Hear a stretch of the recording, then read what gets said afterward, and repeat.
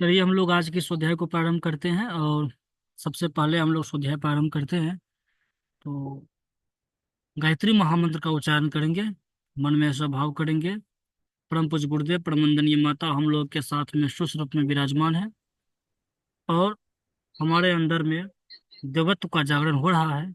इसी भाव के साथ हम लोग गायत्री महामंत्र का उच्चारण करेंगे। ओम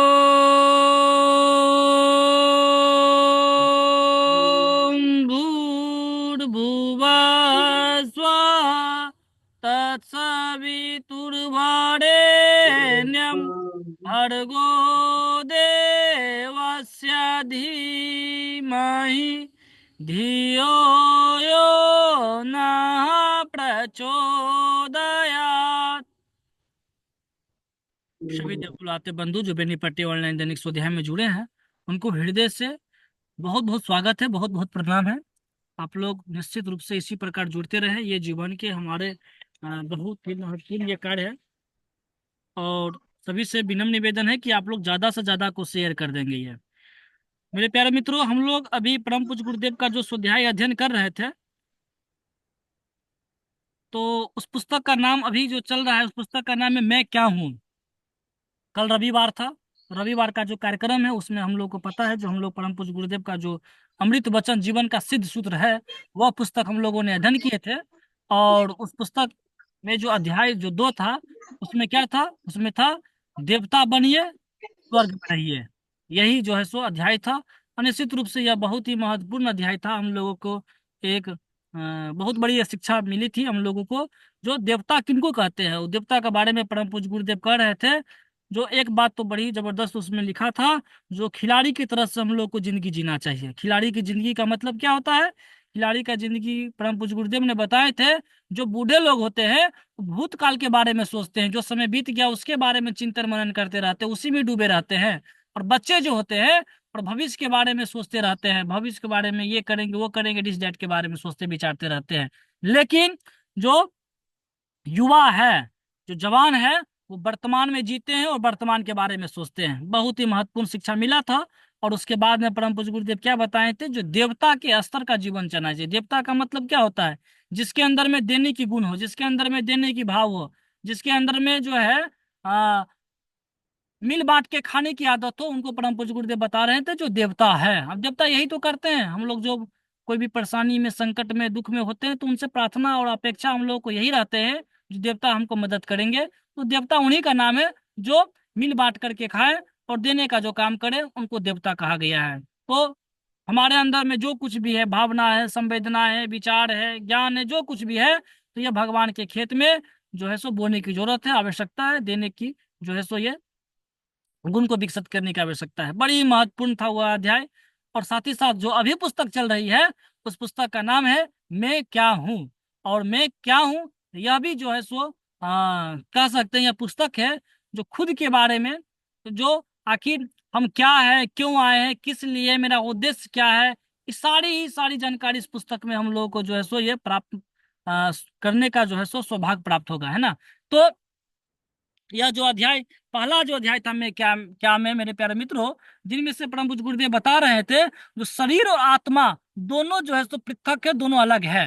हाँ, शरीर तो उस आत्मा का मंदिर है, आत्मा का घर है। आत्मा जो है सो उस शरीर में रहते हैं, लेकिन वह शरीर ही सब कुछ नहीं है। यानी कि शरीर के अंदर में जो सूक्ष्म रूप से जो आत्मा रहते हैं, वह दोनों अलग है। और दोनों का स्वभाव विचार भी दोनों का अलग अलग है। तो अगर हम लोग शरीर भाव से ही जी रहे हैं, तो वो प्रथम अध्याय में परम पूज्य गुरुदेव बता रहे थे जो बस शरीर भाव के ही, शरीर के लिए ही जीना, शरीर के लिए सब कुछ काम करना, तो वो परम पूज्य गुरुदेव बता रहे थे वो तो पशुता वाले गुण हो गया, तब तो पशु के स्तर के हम लोग हो गए हैं। लेकिन इस शरीर भाव में जो है आत्मा है, उस आत्म भाव से अगर हम लोग जी रहे हैं, तो निश्चित रूप से वह जो है पशुता से जो है सो एक कदम ऊपर उठ गए हम लोग हैं, निश्चित रूप से। यह जो है सो परम पूज्य गुरुदेव बता रहे थे। फिर दूसरा अध्याय ये भी बड़ी महत्वपूर्ण था। दूसरा अध्याय में क्या था? मैं क्या हूं मैं। तो उसमें परम पूज्य गुरुदेव बता रहे थे क्या? जो आत्मा जो है सो सूक्ष्म है। आत्मा क्या है? वो सूक्ष्म है। सूक्ष्म में परम पूज्य गुरुदेव उदाहरण देकर के भी बताए हुए थे। तो सूक्ष्म क्या है? जिस तरह से तेल को पानी में घुला दिया जाए तो तेल पानी कभी नहीं मिलता है और पानी में तैरता रहता है। उसी प्रकार जो है आत्मा का भी वही गुण है। वो आत्मा और, हाँ ये अच्छी बात, ये तो ठीक है, जो शरीर में ही आत्मा होता है, लेकिन वह आत्मा जो है वो शरीर से अलग है। वो हमेशा ऊपर की ओर उठता है। ऊपर का उठ का मतलब ये होता है, वो हमेशा जो है सो एक अच्छे आदर्शों के लिए और अच्छे सिद्धांतों के लिए वो अपने आप को कार्य करने के लिए जो है सो प्रेरित करते रहते हैं, शरीर में रहते हुए आत्मा जो है सो है। और उसके बाद में जो हम लोग तृतीय अध्याय में जब ग्रहण किए, तब परम पूज्य गुरुदेव और ही बहुत ही महत्वपूर्ण और ही जो है सो बड़ी विस्तार से समझाएं। क्या बता रहे थे उसमें, जो शरीर से भी सूक्ष्म है क्या, इंद्रियां। शरीर से भी सूक्ष्म क्या है, इंद्रियां। और इंद्रियां से भी सूक्ष्म क्या है, मन। मन से भी सूक्ष्म क्या है, बुद्धि। अब बुद्धि भी सूक्ष्म क्या है, अहम। अहम से भी सूक्ष्म क्या कर सकते हैं, आत्मा। अहम के बाद तो विशुद्ध आत्मा ही आ जाता है। तो अगर हम लोग उस आत्मा को जानना चाहते, समझना चाहते हैं, तो इन सारी सीढ़ियों से होकर के ही गुजरना पड़ेगा। यानी कि शरीर, शरीर के बाद में, उसके बाद में आ जाता है इंद्रियां। इंद्रियां के बाद में आ जाते हैं क्या, मन। मन के बाद में क्या आ जाता है, बुद्धि। बुद्धि के बाद में अहम। अहम के बाद में विशुद्ध आत्मा। निश्चित रूप से ये बहुत ही महत्वपूर्ण है। इनको बड़ी बारीकी से बार बार पढ़ने की आवश्यकता है, बार बार सुनने की और समझने की आवश्यकता है। ये जो स्वाध्याय है, तब जाकर के हमको बहुत कुछ इसमें समझ करके आएंगे। और क्या बता रहे थे इसी अध्याय में, परम पूज्य गुरुदेव बता रहे थे, जो मन का भी तीन रूप है। मन का भी तीन रूप है। पहला जो मन का रूप था, पाठ जो था, उसका नाम है क्या, प्रवृत्त मन। प्रवृत्त मन क्या होता है, परम पूज्य गुरुदेव बता रहे थे, जो स्थूल कार्य, स्थूल एक्टिविटी जो जितने होते हैं वह प्रवृत्त मन में होते हैं। जैसे कि आप आंखें को पलकना, ये उसके बाद में हार्ट जो मेरा धड़कता है, सो इस तरह से स्थूल वाले जितने भी कार्य है वो पूरा का पूरा प्रवृत्त मन में जो होते हैं वे। उसके बाद में परम पूज्य गुरुदेव बता रहे थे क्या, उसके बाद प्रबुद्ध मन। प्रबुद्ध मन वह क्या होता है, प्रबुद्ध मन। प्रबुद्ध मन में होता है विचारना, तर्क वितर्क। वो तर्क वितर्क करने की जो शक्ति होती है, जो हम लोग विचार विमर्श करते रहते हैं, सोचते रहते हैं, चिंतन मनन करते रहते हैं, वो किस में होता है, प्रबुद्ध मन में होता है। उसके बाद में मन का तीसरा रूप परम पूज्य गुरुदेव क्या बताएं, जो सबसे श्रेष्ठ मन है, जिसका नाम है आध्यात्मिक मन। आध्यात्मिक मन में क्या होता है, आध्यात्मिक मन में एक ऊंचे संकल्प और एक अच्छे आदर्श और अच्छे कार्य करने के लिए हमारे अंदर में एक प्रेरणाएं आते हैं, विचार आते हैं। तो सबसे जो इसमें मन का भी जो श्रेष्ठ है मन होता है, जिसका परम पूज्य गुरुदेव क्या बता रहे थे, आध्यात्मिक मन। फिर आगे क्या करे परम पूज्य गुरुदेव, ध्यान से यहाँ से आप जो है हम लोग पढ़ना प्रारंभ करेंगे। आप लोग बताएंगे, स्पष्ट था ना सभी को,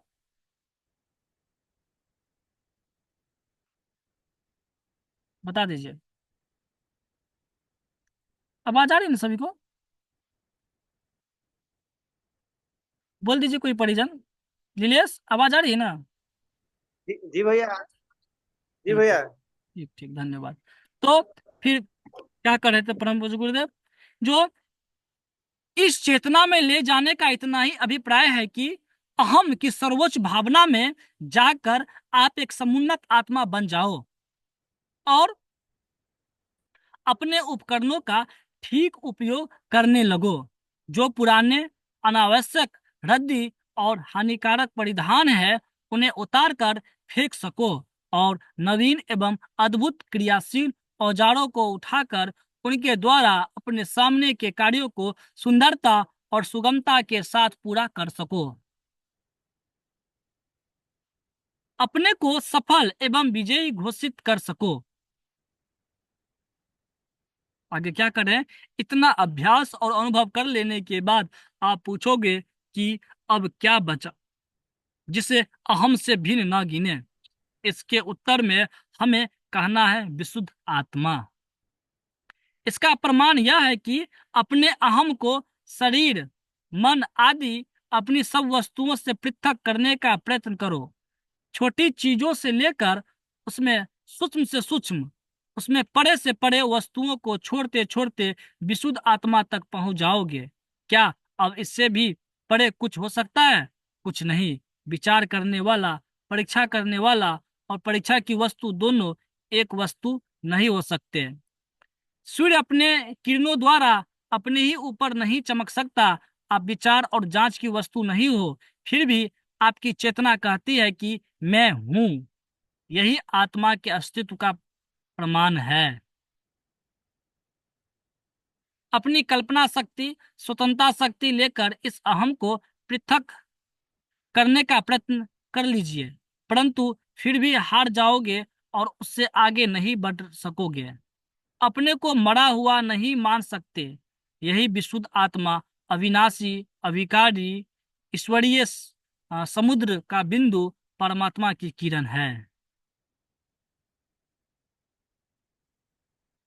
हे साधक, अपनी आत्मा का अनुभव प्राप्त करने में सफल हो और समझो कि आप सोते हुए देवता हो, अपने भीतर प्रकृति की महान सत्ता धारण किए हुए हो, जो कार्य रूप में परिणत होने के लिए हाथ बांधकर खड़ी हुई आज्ञा मांग रही है। इस स्थान तक पहुंचने में बहुत कुछ समय लगेगा। पहली मंजिल तक पहली मंजिल तक पहुंचने में भी कुछ देर लगेगी, परंतु आध्यात्मिक विकास की चेतना में प्रवेश करते ही आंखें खुल जाएगी। आगे का प्रत्येक कदम साफ होता जाएगा और प्रकाश प्रकट होता जाएगा। इस पुस्तक के अगले अध्याय अध्याय में हम यह बतावेंगे कि आपकी विशुद्ध आत्मा भी स्वतंत्र नहीं, वरन परमात्मा का ही एक अंश है और उसी में किसी प्रकार ओतप्रोत हो रही है। परंतु उस ज्ञान को ग्रहण करने से पूर्व आपको अपने भीतर अहम की चेतना लगा लेनी पड़ेगी। हमारी इस शिक्षा को शब्द शब्द और केवल शब्द समझकर उपेक्षित मत करो। इस निर्मल व्याख्या को तुच्छ समझकर तिरस्कृत मत करो। यह एक बहुत सच्ची बात बताई जा रही है। आपकी आत्मा इन पंक्तियों को पढ़ते समय आध्यात्मिक ज्ञान की प्राप्ति के मार्ग पर अग्रसर होने की अभिलाषा कर रही है। उसका नेतृत्व ग्रहण करो और आगे को कदम उठाओ। अब तक बताई हुई मानसिक कसरतों का अभ्यास कर लेने के बाद अहम से भिन्न पदार्थों का आपको पूरा निश्चय हो जाएगा। इस सत्य को ग्रहण कर लेने के बाद अपने को मन एवं वृत्तियों का स्वामी अनुभव करोगे और तब उन सब चीजों को पूरे बल और प्रभाव के साथ काम में लाने की सामर्थ्य प्राप्त कर लोगे। इस महान तत्व की व्याख्या में हमारे ये विचार और शब्दावलीहीन, शिथिल और सस्ते प्रतीत होते होंगे। यह विषय अनिर्वचनीय है। वाणी की गति वहां तक नहीं है। गुड़ का मिठास जवानी जमा खर्च द्वारा नहीं समझाया जा सकता। हमारा प्रयत्न केवल इतना ही है कि आप ध्यान और दिलचस्पी की तरफ झुक पड़ो और इन कुछ मानसिक कसरतों को करने के अभ्यास में लग जाओ। ऐसा करने से मन वास्तविकता का प्रमाण पाता जाएगा और आत्मस्वरूप में दृढ़ता होती जाएगी। जब तक स्वयं अनुभव न हो जाए तब तक ज्ञान ज्ञान नहीं है। एक बार जब आपको उस सत्य के दर्शन हो जाएंगे तो वह फिर दृष्टि से ओझल नहीं हो सकेगा और कोई वाद विवाद उस पर अविश्वास नहीं करा सकेगा। अब आपको अपने को दास नहीं स्वामी मानना पड़ेगा। आप शासक हो और मन आज्ञा पालक। मन द्वारा जो अत्याचार अब तक आपके ऊपर हो रहे थे उन सबको फरफराकर फेंक दो और अपने को उनसे मुक्त हुआ समझो। आपको आज राज सिंहासन सौंपा जा रहा है। अपने को राजा अनुभव करो। दृढ़ता पूर्वक आज्ञा दो कि स्वभाव, विचार, संकल्प, बुद्धि, कामनाएं रूपी समस्त कर्मचारी शासन को स्वीकार करें और नए संधि पत्र पर दस्तक दस्तखत करें कि हम वफादार नौकर की तरह अपने राजा की आज्ञा मानेंगे और राज प्रबंध को सर्वोच्च एवं सुंदरतम बनाने में रत्ती भर भी प्रमाद न करेंगे।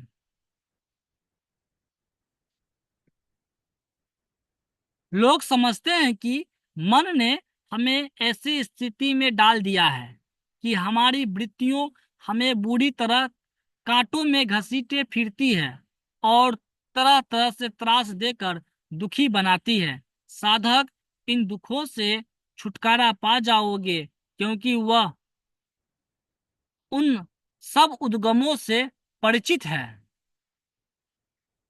और यहाँ काबू पाने की योग्यता संपादन कर चुके हैं। किसी बड़े मील में सैकड़ों घोड़ों की ताकत से चलने वाला इंजन और उसके द्वारा संचालित होने वाली सैकड़ों मशीनें तथा उनके असंख्य कल पुर्जे किसी अनाड़ी को डरा देंगे। वह उस घर में घुसते ही हड़बड़ा जाएगा। किसी पुर्जे में धोती फंस गई तो उसे छुटाने में असमर्थ होगा और अज्ञान के कारण बड़ा त्रास पावेगा। किंतु वह इंजीनियर जो मशीनों के पुर्जे पुर्जे से परिचित है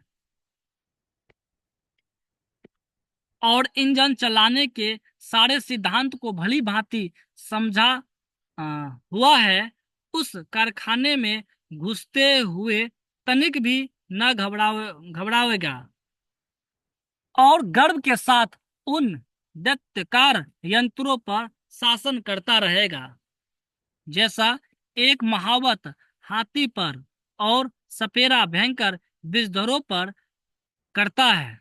उसे इतने बड़े यंत्रालय का उत्तरदायित्व लेते हुए भय नहीं, अभिमान होगा। वह हर्ष और प्रसन्नता पूर्वक शाम को मिल मालिक को हिसाब देगा। बढ़िया माल की इतनी बड़ी राशि उसने थोड़े समय में ही तैयार कर दी है। उसकी फूली हुई छाती पर से सफलता का गर्व मानो टपक पड़ा है, जिसने अपने अहम और वृत्तियों का ठीक ठीक स्वरूप और संबंध जान लिया है। वह ऐसा ही कुशल इंजीनियर यंत्र संचालक है। अधिक दिनों का अभ्यास और भी अद्भुत शक्ति देता है।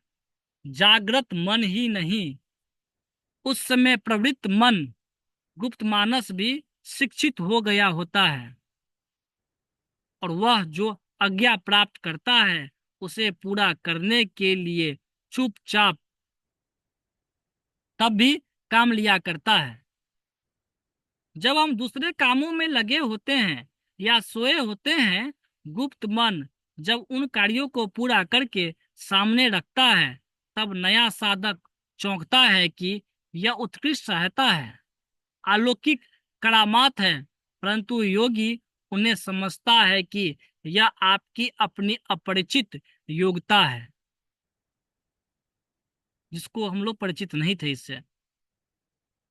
इससे असंख्य गुनी प्रतिभा तो अभी आप में सोई पड़ी है। मेरे प्यारे मित्रों, यहाँ पर परम पूज्य गुरुदेव कह रहे हैं, जो अगर हम लोग अपने आप को इंजीनियर के तरीका से और यंत्र संचालक की तरीका से मन को अगर हम लोग अ, अपने कहने में और अपना अनुसार ले आते हैं, तो उस समय हमारा जो गुप्त मन है, जो प्रवृत्त मन है, तो वे भी जो है, या जिसको हम लोग अपरिचित है और जिसको हम जानते भी नहीं है, तो वह भी जो है, जो अ, अलौकिक करामात जो है सो वह करके दिखा देते हैं। और इस सब का एक ही कारण है, जो हम लोगों को अगर उस आत्मा के बारे में, उस आत्मज्ञान जब हो जाएगा, तब हम लोग निश्चित रूप से समझ पाएंगे, जो हम लोग जितने भी समस्या है, उस समस्या में जो उलझे हुए रहते हैं, तो उससे हम लोग छुटकारा पा सकते हैं। यहाँ पर उदाहरण भी परम पूज्य गुरुदेव दे रहे थे, कि किसका उदाहरण दे रहे थे, जो कुशल इंजीनियर जो होते हैं, तो वे सब कुछ जो है अपने योग्यता से उन चीजों को काबू में ले आते हैं। लेकिन अगर किसी को उस चीजों के बारे में पता नहीं है, तो एक नॉर्मल सी छोटी सी धोती जो फंस जाती है, उसको भी छुटाने में असमर्थ होता है। तो उसका कारण क्या है? उसका एक ही कारण है, अज्ञान के कारण जो है सो अज्ञान। जिस दिन ज्ञान आ जाएगा, तो फिर जो है हमारे अंदर के जो है सो त्रास यूं ही समाप्त हो जाएगा। परम पूज्य गुरुदेव का एक ही उद्देश्य है, जो हम लोग अपने आत्मा के बारे में जान लें। जिस दिन हम लोग अपने आत्मा के बारे में समझ लेंगे, जो शरीर में आत्मा है, तो निश्चित रूप से यह हमारे जीवन की सबसे बड़ी उपलब्धि होगी। फिर आगे परम पूज्य गुरुदेव क्या करें, तब जो है संतोष और धैर्य धारण करो। कार्य कठिन है, पर इसके द्वारा जो पुरस्कार मिलता है उसका लाभ बड़ा भारी है। यानी कि मुझे ध्यान के लिए बैठेंगे और एक ही दिन में हमको आत्मा का बोध हो जाएगा, ऐसा नहीं है। हमको इसके लिए अनवरत परिश्रम करने की जरूरत है, लेकिन एक दिन जो है इसका लाभ निश्चित रूप से मिलने वाला है। यदि वर्षों के कठिन अभ्यास और मनन द्वारा भी आप अपने पद, सत्ता, महत्व, गौरव, शक्ति की चेतना प्राप्त कर सको, तब भी वह करना ही चाहिए। यदि आप इन विचारों में हमसे सहमत हो तो केवल पढ़कर ही संतुष्ट मत हो जाओ। अध्ययन करो, मनन करो, आशा करो, साहस करो और सावधानी तथा गंभीरता के साथ इस साधना पथ की ओर चल पड़ो। मेरे प्यारे मित्रों, सभी को स्पष्ट बताएंगे। दिखाओ ना, सुनाओ। हाँ, बताएंगे। सुनिए।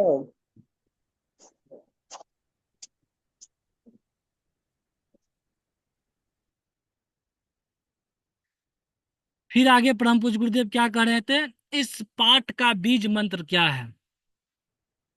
इस पाठ का बीज मंत्र यह है, मैं सत्ता हूं, मन मेरे प्रकट होने का उपकरण है। यानी कि वो मैं जो सत्ता हूं ना, तो मन जो मेरे हमारे अंदर में है, वह मात्र उपकरण है, वह औजार है। फिर आगे क्या करें, मैं मन से भिन्न हूं, उसकी सत्ता पर आश्रित नहीं हूं। मैं मन का सेवक नहीं, शासक हूं। मैं मन का सेवक नहीं, शासक हूं। यानी कि मन मेरे कहने अनुसार चले, कहने अनुसार। अभी वर्तमान समय में देखा जाए, हम लोगों को देखा जाए, ऐसा है ना, जो हम लोग मन का ही कहना मानते हैं। लेकिन जिस दिन जो है मन मेरे अनुसार चले, तो निश्चित रूप से यह हमारे जीवन में एक बहुत भारी परिवर्तन हो सकता है। बोलचाल की भाषा में आप देखते भी हैं, ऐसा कहा जाता है। डॉक्टरों ने मना कर देते हैं, भाई साहब आपको डायबिटीज है, तो आपको यह परहेज करना चाहिए, आपको मिठाइयाँ नहीं खाना चाहिए। तो ऐसा बोलचाल में वो कह देते हैं, डॉक्टर साहब वो छूटता नहीं है ना, मन में मन होने लगता है खाने का, तो हम खा लेते हैं। मतलब मन जो है ना, वो मिठाई के बस में चला गया है, इंद्रियों के बस में चला गया है। और फिर उसके कारण क्या होता है, फिर जो है शुगर बढ़ जाता है। तो फिर डॉक्टर जो है सो उसको डांटते भी हैं कि भाई साहब परहेज क्यों नहीं किए हैं। तो ऐसे बहुत सारे ऐसा देखेंगे। तो मेरे अनुसार मन नहीं चल रहा है, मतलब मन के अनुसार, मन के बस में हम लोग चले गए हुए हैं। तो यहाँ पर पूज्य गुरुदेव कह रहे हैं, जो ये मेरे अनुसार चलना चाहिए। मेरे के अनुसार का मतलब ये होना चाहिए, जो मन जो है मात्र उपकरण है, उपकरण है। तो वो सब कुछ नहीं है। और यही कारण है, जो मन अगर जिधर हमको ले जाते उसके अनुसार चलेंगे, तो ये बहुत बड़ी समस्या को, ये हमारे जीवन में जो है, ये समस्या का एक जो है सो ये आ जाता है। इसीलिए हम लोग इस पे चिंतन और मनन करने की जरूरत है, विचार करने की जरूरत है, जो इस मन को हम अपने बस में कैसे लाएंगे। फिर आगे परम पूज्य गुरुदेव क्या कहते हैं इस साधना में, मैं बुद्धि, स्वभाव, इच्छा और अन्य समस्त मानसिक उपकरणों को अपने से अलग कर सकता हूं। तब जो कुछ शेष रह जाता है वह मैं हूं। यानी कि हमारे अंदर में जो बुद्धि है, जो स्वभाव है, जो इच्छा है, जो विचार है, जो मन है, जो इंद्रियां हैं, अगर सबको हम अलग कर देते हैं, तब जा करके वह जो आता है वही मैं है, वही मैं है। फिर क्या कहते हैं, फिर आगे परम पूज्य गुरुदेव, जो मैं अजर अमर हूँ। अजर अमर का मतलब, जो मरने ही वाले हम कभी नहीं है, मैं अजर अमर हूँ। फिर अभिकारी हूँ, अभिकारी हूँ। और उसके बाद में क्या है, और एक रस हूँ, मैं हूँ। सभी को स्पष्ट है, बताएंगे।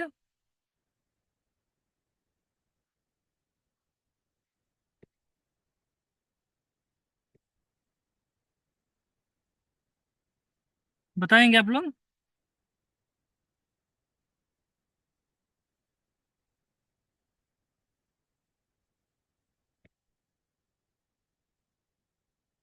आवाज आ रही है ना सभी को?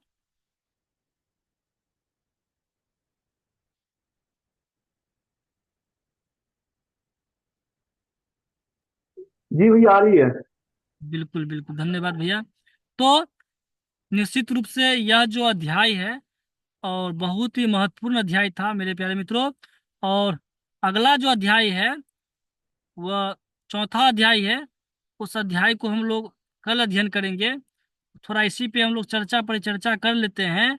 जो इस अध्याय में परम पूज्य गुरुदेव हम लोगों को यह बताए हैं, जो आत्मा बहुत ही सूक्ष्म है, और उस आत्मा को हम लोग मन और बुद्धि और इंद्रिय, उसमें आत्मा को मन ढूंढे। आत्मा उससे भी परे है, और वह साधन है, सीढ़ियाँ वही है जहां से हम लोग आत्मा को अनुभव कर सकते हैं।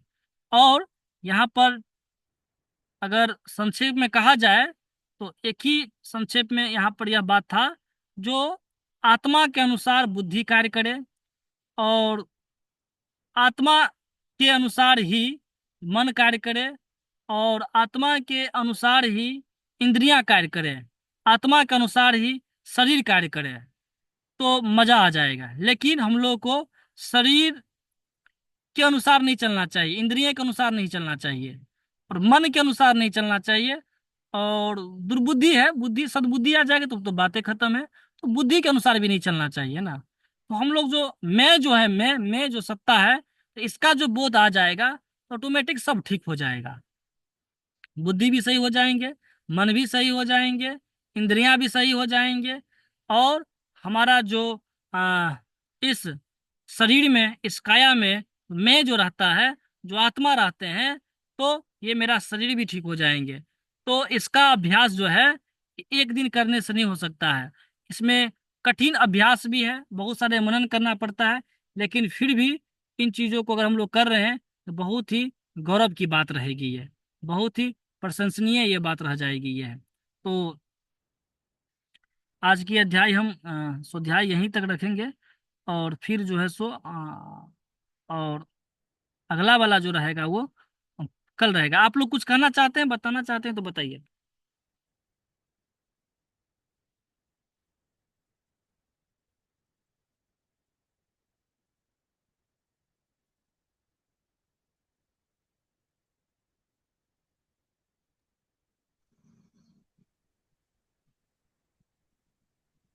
आज जो परिजन जुड़े हुए हैं, अरुण बाबू जी और अजय जी, गीता प्रसाद जी जुड़े हुए हैं, जगन्नाथ भैया जुड़े हुए हैं, संतोष पंडित जी जुड़े हुए हैं, सभी परिजनों को बहुत बहुत धन्यवाद। आप लोग इसी प्रकार जुड़ते रहें। और आज के स्वाध्याय को हम यहीं पर विराम देते हैं। और अगला स्वाध्याय जो है कल प्रारंभ करेंगे। उस पुस्तक का नाम है चौथा अध्याय है। और कुछ कहना चाहते हैं तो बताइए, नहीं तो फिर हम शांति पाठ कह करके आज के स्वाध्याय को यहीं रहने देते हैं, क्योंकि नया अध्याय।